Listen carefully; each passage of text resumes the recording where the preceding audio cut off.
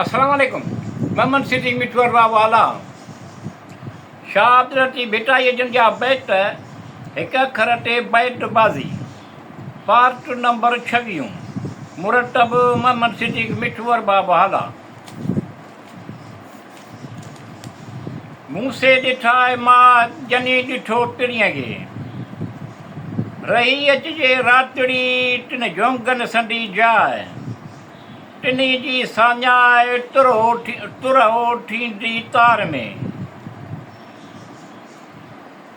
मियाँ साहिब पीर मुंहिंजा मुर्शिद मोचारा रखे भीड़ यतीमन जी खां सैयद सुहारा असीं तो वारा तूं डाड़ू थी दरगाह में मदीने जा शाह सुण मुंहिंजा सजड़ा कारण लॻला सिगो रस जो सेघ में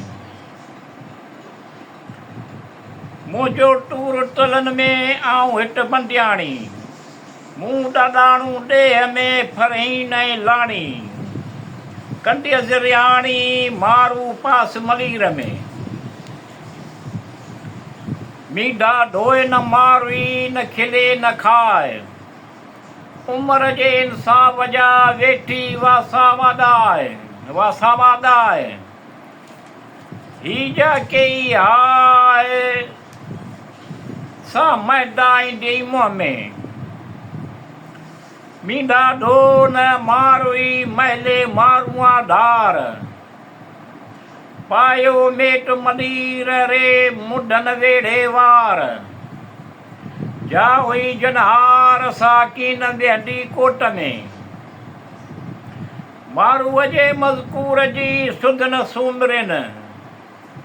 सुन को नाहे शरीर में टी अलबेलियूं उठीन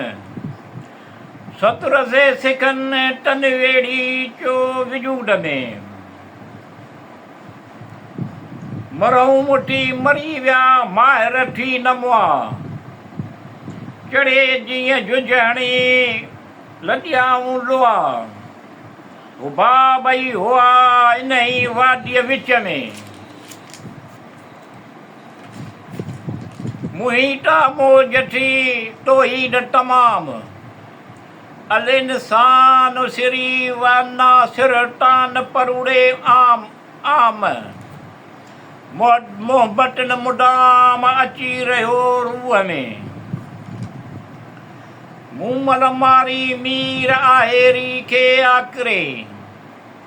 तई सोडे घणा सिकाया पढ़िया पिनट पीर हणे टन खे तीर मणियूं जन मठन में मुहाणा महरूम थिया तमाची जाम से नंढी वॾी गंढरी मथे मारे धूम कींझर जे रूम मिड़ी नामी थिया अडियूं आणण वारियूं नरजा नक थिया वढिया तान विया पाणा मोरिया मुंहं में मरके मुहाणी झरके जेॾियूं विच में जीअं सॻो मज संदड़े तीअं राणियुनि में राणी समेन सुञाणी ॿेड़ो ॿीड़ो बढुज़बा में मूमल सूमल संजा मुरादी मजन बेटियूं राजा निंड जूं चाखे भर चलन राणू मठां तन ओचितो ई आयो वेठो जीअं वमासे हैरत पओ माहौर उन्हूं जो अछो वहे घिड़े टिहाई घोर ॾिनऊं हल में डोर घोरियऊं खब गन जो वेठो मज वरक लिकियो ठो लाटियूं करे पिरिया संडे पार जी ॻाल्हि न सले हिक